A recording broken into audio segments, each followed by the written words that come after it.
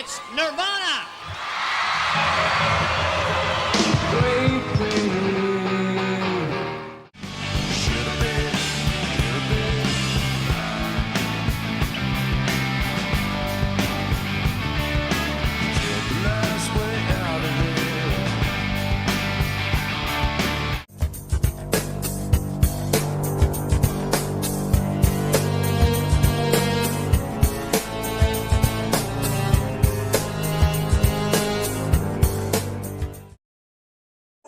Don't touch me, you pig.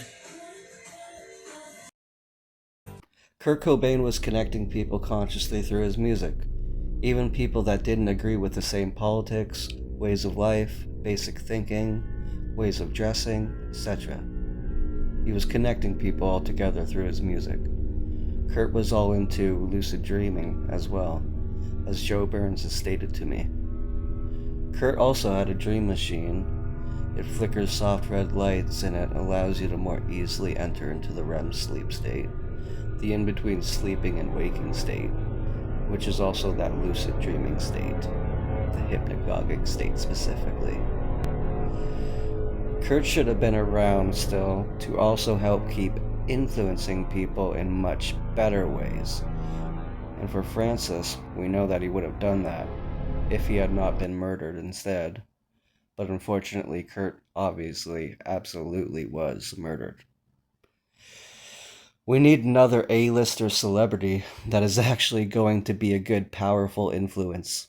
Not just comforting themselves in their own lives and being all wealthy, egotistical, and selfish, and showing it all off online every single day, every year. As well, trying to deceive people all at the same time. Which is the opposite of how Kurt was, and it's the opposite of how Kurt ever wanted to become. What do you think is the wildest thing you've ever done? Because you're known as like the wild guys. Or do you think it's more the image? Which of course it is. The wildest thing I ever did was put on a nice suit like this. For me, that's totally wild. That's the wildest thing. And using clinic lotion. Okay. What do you think is the wildest thing you've ever done? Because you're known as like the wild guys. Or do you think it's more the image? Which of course it is. The wildest thing I ever did was put on a nice suit like this. For me, that's totally wild. That's the wildest thing. And using clinic lotion. Okay. And you guys went to with Guns N' Roses. Here is a tip that was given into Unsolved Mysteries back in 1997, most likely by Benita Kelsey, aka Bonnie Dillard. Caller said the last person that Cobain was with in the house was the keyboardist from the band Faith No More. He said he read an intensive study about this.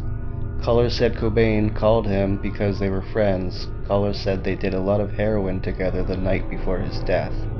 That would have been April 2nd, 1994 at nighttime. Even going into the morning time, April 3rd. Caller wanted to know why it was not mentioned in the show. From To Kurt, I'm Sorry by Joe Burns. Like I stated, we didn't leave yet, and I know that Dylan and Lanigan had come back to the house, I believe late Monday. There were theories that someone else had arrived on that Monday, and I can say with relative certainty that someone did arrive that day. But I steered clear of this person. That person was wearing a red dress that night.